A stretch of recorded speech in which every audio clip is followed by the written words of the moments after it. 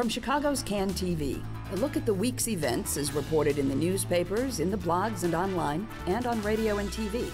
This is Chicago Newsroom. Well, good afternoon, good morning, good day to you, and welcome to Chicago Newsroom. I'm Ken Davis. We begin today with a hypothetical. Let's just suppose that you're lucky enough and talented enough to land a really huge, high-pressure, high-profile, high-salary job for a big city government. Let's say maybe running something incredibly complicated, like maybe a big city public school system. Now, you know that practically everything you do and say is going to be scrutinized, and your critics are going to be waiting to pounce on every little misstep you make. Now let's imagine that right before you landed that job, you were working for some kind of a consulting company. Let's call it Student Opportunities for United Progress, but everybody just calls it SOUP. Now, would you make it one of your first orders of business to convince the mayor's hand-picked governing board to give your old company about a $20 million no-bid contract to start using your old company's products at your new job? And if you did do that, wouldn't it be reasonable for some wise old hand from the mayor's office to drop by and sit down with you and explain what they call optics? Explain that in this town we do still have some actual reporters, and they love stories like this, and it could land you and your boss in a bucket of trouble. Well, the story breaking this morning, of course, is that the FBI seems to be looking into Byrd Bennett and her involvement in something kind of like what we just laid out there as that scenario. But it's not really a new story, because if you read Catalyst, where Sarah Karp broke it open on July 30th, 2013, and has been following up on it ever since, you would know when you see Sarah Karp on your television screen that she's the one who broke this story, and it is big, and it's getting bigger by the moment. It's very cool, Sarah, as someone who's a regular on the show here, to pick up the august Chicago Sun-Times today and see right there in like the fourth paragraph of their big story with all their top reporters on it, a throw to you and Catalyst for being there first. Congratulations. Thanks. I mean, it's weird reporters to congratulate themselves on something, but, congratulations. Well, I think for me, the big thing is that the story didn't die. I mean, when I reported it, I really felt like this was a big story, and I felt like, I just kept saying to people, this is a racket. Somebody has to look into this. And that the Inspector General with CPS was looking into it for a long time, but he was looking into it for so long that I thought maybe he forgot about it or something. Just kind of forgot. Or maybe there's so many other things. Right. and or maybe, maybe he didn't really find anything. So that's what because while it was clear that there was some funny business going on, did it rise to the level of something that he would report on? I wasn't sure. However, as I've been asking him, well, they changed hands, but the person in that position for the last 2 years, what's going on with Soups? What's going on with Soups? What's going on with BBB? And he kept saying it's top of mind. It's top of mind. So I knew that something was still brewing. I'm impressed that the feds are interested in it. Yeah. All right. So we are obliged. I think the Federal Communications Commission requires that we have to try to explain this in a way that people who have not heard of this before might understand it a little bit, and B, think it's interesting. Right. Okay? So, because so many of the things we talk about on this show are these things that you just can't sort of get your hands around. Yeah. But Byrd Bennett is not accused of anything. Right. She's accused of no wrongdoing. But the thing that you wrote the story about originally was that something smelled fishy, right? Right. Talk to me about this in ordinary language. First of all, CPS has not given a $20 million no-bid contract, no-bid contract that big in at least the 5 years prior to letting this contract. So in just going through the board reports, when this was listed on the board report, it just, sort of raised an eyebrow. That's a lot of money. Why would you do that? Second of all, Soups Academy, what is it? That was the other big thing and what it turns out to be is a for-profit company located in Wilmette that originally provided training for aspiring superintendents. And Byrd Bennett's role with them, like a lot of other former school leaders and current school leaders, was to hold like training sessions for these aspiring superintendents. So this is what she used to do. This is what she used to do. So this was, it's part of their cell. We have, the former CEO or superintendent of this big school district will come and train you how to be a good superintendent or how to be a good school leader. So she's one of many of these. So she was one of many. Okay. They pay these people pretty good money. So she comes here, and while she was chief education officer, which she did as like a consultant for CPS too, Supes winds up getting like sort of small contracts, right, to do little principal training. I'm sorry to keep interrupting you. Now this would be what, about 2011 or something? Oh, this would be 2012, 2013. 2012. So J.C. Brizard is the CEO at this time. Right. And they bring in. Did he bring her in, or? Well, it's sort of, I think Ram brought her in because maybe there was some concern. I mean, there's always been sort of an idea that there were some concerns with Brizard and that they wanted to have a strong number two. And, then she wound up taking over. Right. But, Brizard and Barbara Bennett were colleagues, and he had talked about her as like a mentor or somebody that he really respected. So, and there's this other. I don't want to get us too far off track, but we'll come. Maybe we can circle back to this later and talk about what is it called, the Byrd Academy? Yeah. Because they were colleagues there too, weren't they? Right. So there's all these. Byrd is this organization that trains superintendents also, and it's very kind of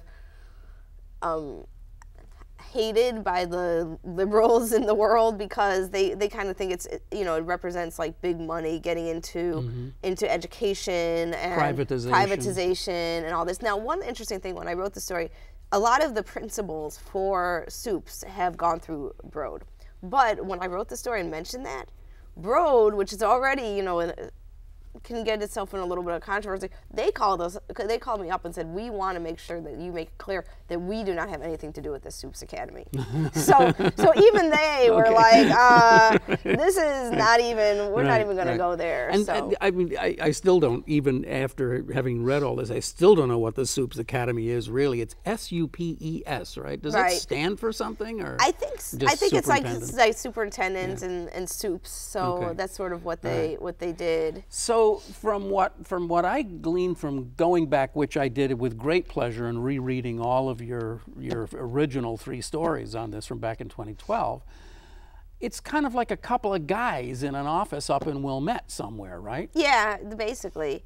It's the one guy is this guy Gary Solomon, who was a dean of students in a suburban school district, and then had some trouble there, and wound up becoming a salesman for a textbook company. And worked a bunch out in Philadelphia with Paul Vallis. But then one interesting thing is he owned another company in Philadelphia, and was trying to sell his company as the Paul Vallis model of education. And and so then when the Philadelphia Notebook out there called him on that, he had to sort of take that little like Paul Vallis endorsement off the website. So we have a couple of people who create this private company headquartered in Wilmette. They start hiring people from around the country as consultants who are not necessarily just superintendents, but mid-level people. Yeah, right. And then they go around the country holding training sessions at school boards and teaching you the best practices and all that kind of stuff, right? Right. Do they create their own materials? And yeah, they have a curriculum, and they have different people do different types of trainings. Different superintendents will do different types of trainings. So they sell you a package basically, and then they come in and they do these sessions. So the city of Chicago, with all of these highfalutin education schools and universities all around, and with its own internal training systems and everything else, decided in its wisdom that hiring the 2 guys company was the thing they really needed to do to make their principals better and their higher level people better at their jobs. That's right. And how'd that work out? Well, the principals immediately they were upset. They were upset about it because this contract was led, as I said, or was approved in June 26, 2013. Within 3 weeks, all the principals were called to a Saturday training, a mandatory Saturday training in the middle of July. So that first off did not rub the principals right because, you know, they're all, you know, doing their own thing, and then suddenly they're being told you have to be here on this Saturday. But the thing that they really, really complained about, and they continue to complain about, is that the trainers from outside often didn't know Chicago well, that often the sessions weren't as specific to what they needed on a day-to-day basis, that they were supposed to each be given a mentor, and some of their mentors, you know, were just like superintendents who had their own jobs, and so would just, you know, text them every now and then, or email them, hey, how's it going? Not exactly that really close mentor relationship. So, you know, I think principals, by and large, close mentor via text. Right. I mean, it was like a very, and so I think what principals were saying was that, you know, we would really like some really good professional development. Yeah. You know, it's a very difficult job, especially new principals. Like, this is a difficult job. It sure is. You know, they just implemented and critically important job important. Too. They implemented student-based budgeting. There's there's new teacher evaluation system. There's all this stuff that we need to know. And you have these guys coming in and telling us stuff that we already know. When we need somebody to come in and help us to do what we're doing now. Right. And you need people, as you say, who have some experience in the market, who've been around for a while, who know that many of Chicago's schools are among the most critically challenged of any in the country, and yet some of the best schools in the country are in the system. So it's just such a massive, complex system. So Barbara Byrd Bennett is one of these people. She ends up in who does this training. She ends up in Chicago. She ends up being the number 2 to Byrd, and then I remember very well that period when people started saying, "Ooh, there's this new really sharp person," and then Byrd is gone and she's in. And as I mentioned at the beginning, okay, I tend to be a little bit sarcastic sometimes, but doesn't anybody explain to Barbara Byrd Bennett? Doesn't she have like an orientation session of her own over in the mayor's office with the press people where they explain optics to her and say, now you don't have any kind of weird stuff you're going to pull, like, you know, doing no bid contracts on us or anything, do you? Well, I mean, think about this. They did it in the summer, 2 weeks after they closed 50 schools, right? A lot of people did not pay attention. A lot of people were on vacation. A lot of reporters were just like, you know, I don't want to see another school board meeting for the next, you know, for a while. A lot of people were just burnt out. And I think that if you're going to try to put something in place like this that might smell a little funny, it was actually a pretty good moment to do so. Also, you know, we have appointed school board.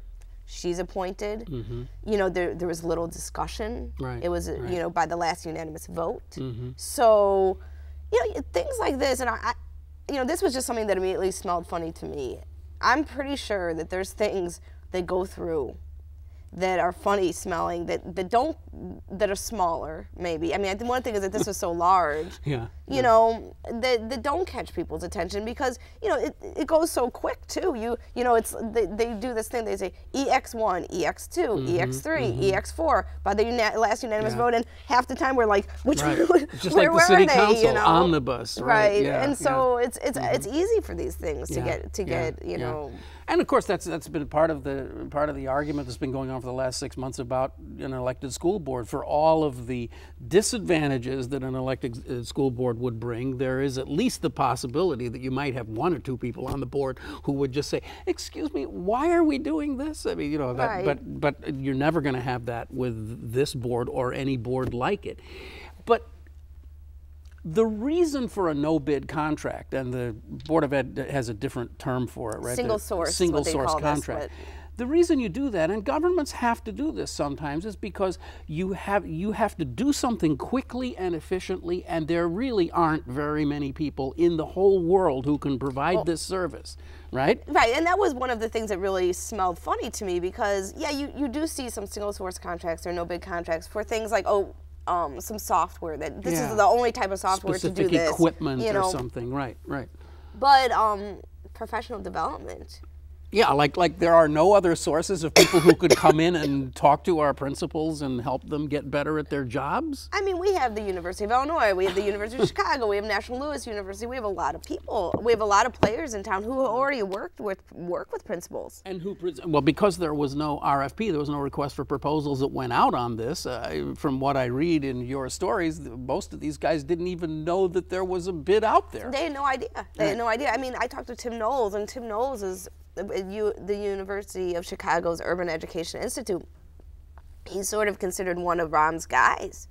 He had no idea what it was.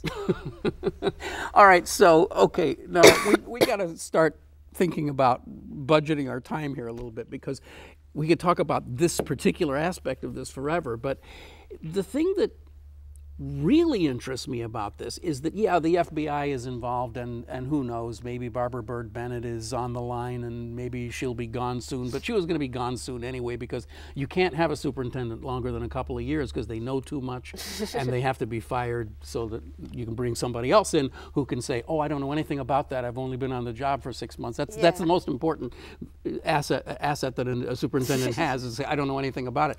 But anyway, but I digress. The thing that's really interesting about this is that this is not a Chicago story. This is really a kind of a global, national story, because the same thing is happening in other cities where these kinds of companies are going in and selling this kind of private product for lots of money. And this company, so after a pretty long FOIA fight, Freedom of Information Act fight, I was able to get the list of people who are supposedly mentoring Chicago Public School, high school principals, and doing the trainings. And these are superintendents all across the country. And they're coming to Chicago, you know, maybe for an afternoon, for a weekend, and they're getting paid, you know, this is a private organization, I don't know exactly how much they're getting paid, but I've been told it's in the thousands of dollars. And then if you look at some of their names, their school districts have contracts with soups.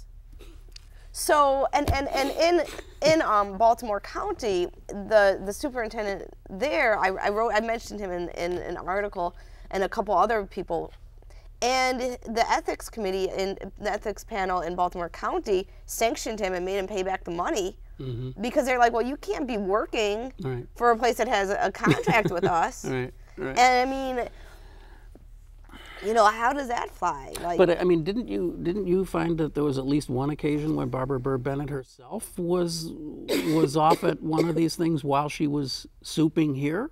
Yes, and she said that she was just dropping by and volunteering. Now, why somebody volunteers for a for-profit company that's making money? Most people, you know, I'll volunteer for a charity, but I'm not going to volunteer if you're like making money. So maybe she wasn't getting paid that day.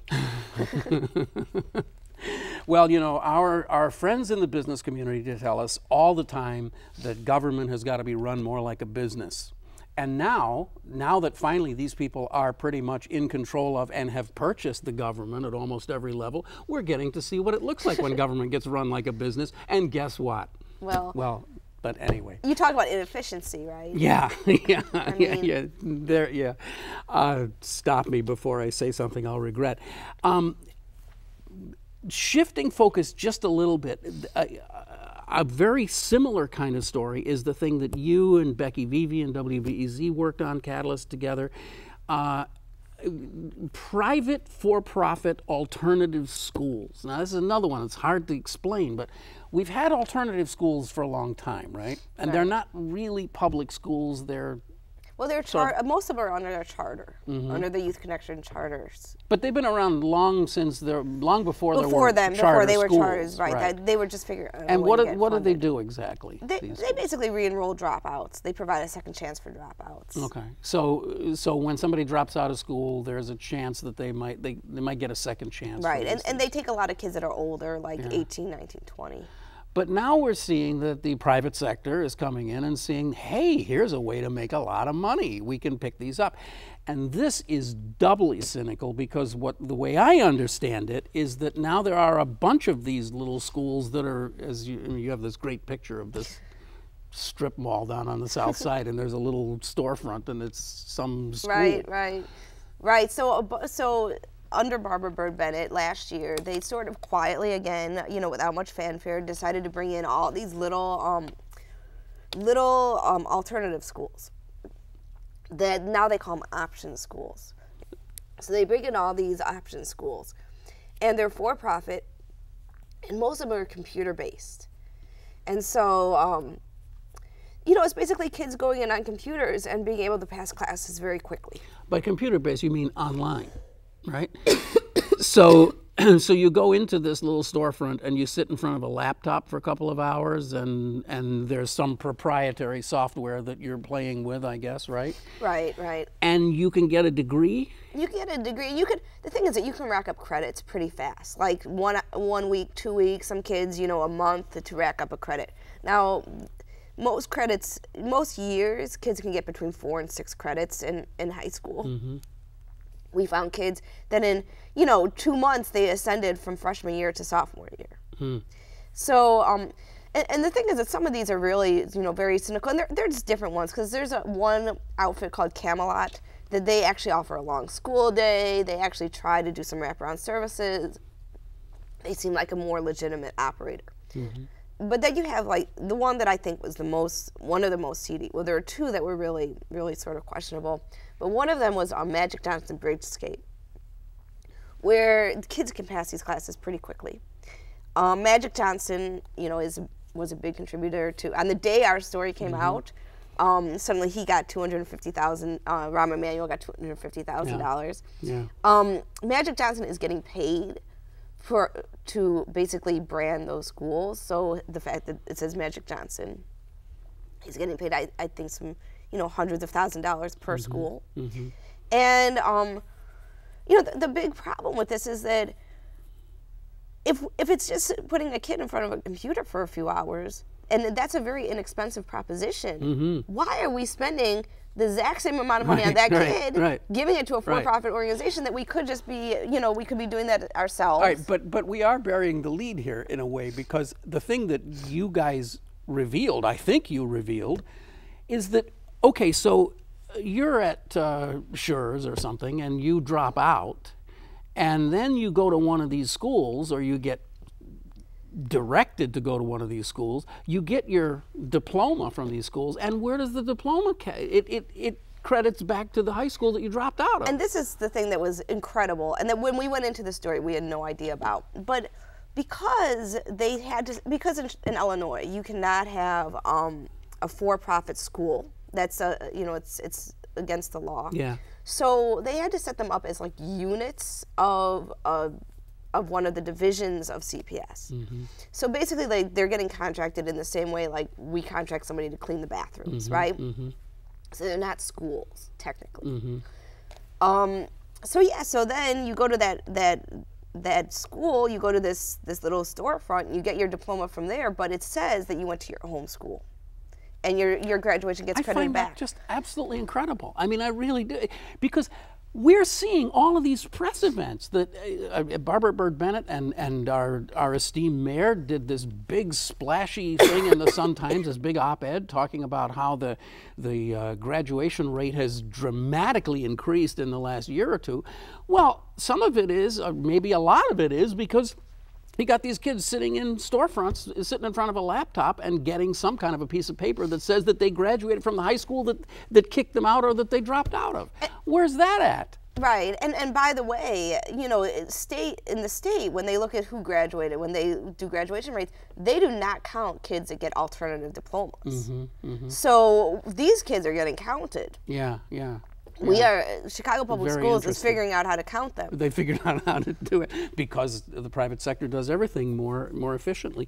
So this is a very interesting development that we have here, because I mean, you just have to ask yourself, just like the other story we were just talking about, there are a lot of talented people who work at CPS. There are a lot of good people who could design software.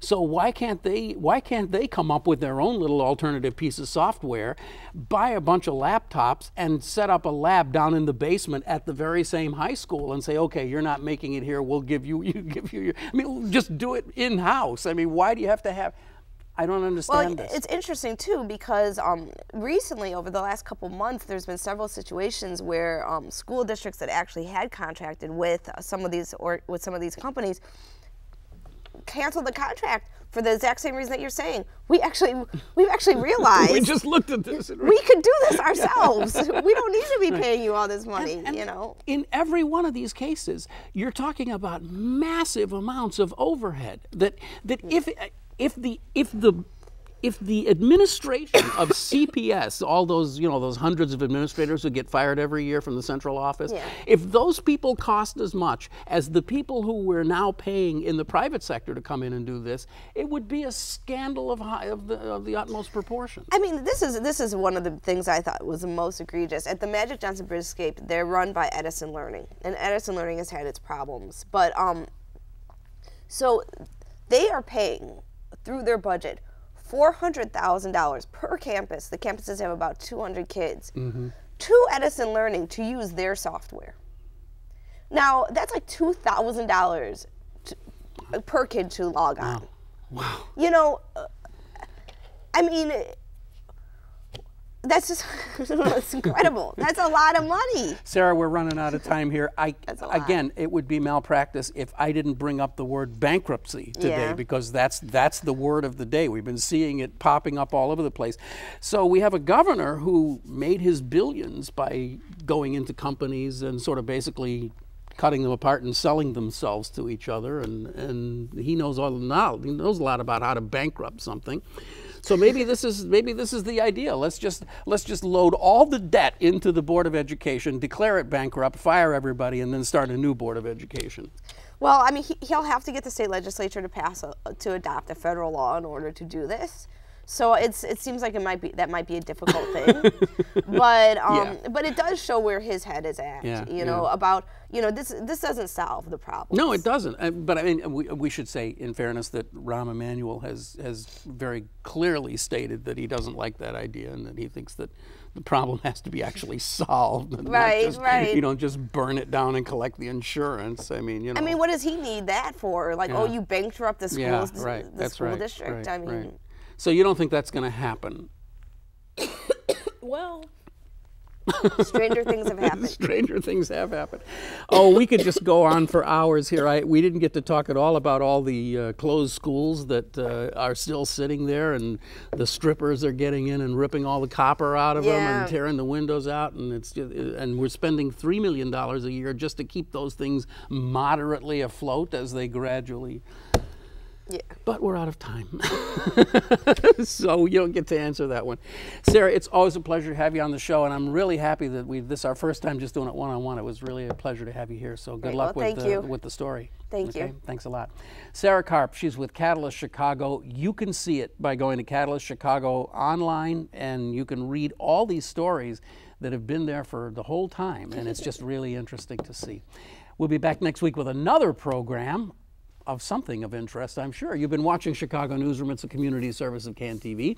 I'm Ken Davis, thanking you for being with us today. You can watch us on cable at any time, but if you'd like to watch it on your own dime or in your own time, watch it right here on iTunes and check out our podcast too. See you next week with another show. Thanks very much. And goodbye. Bye. I forgot one.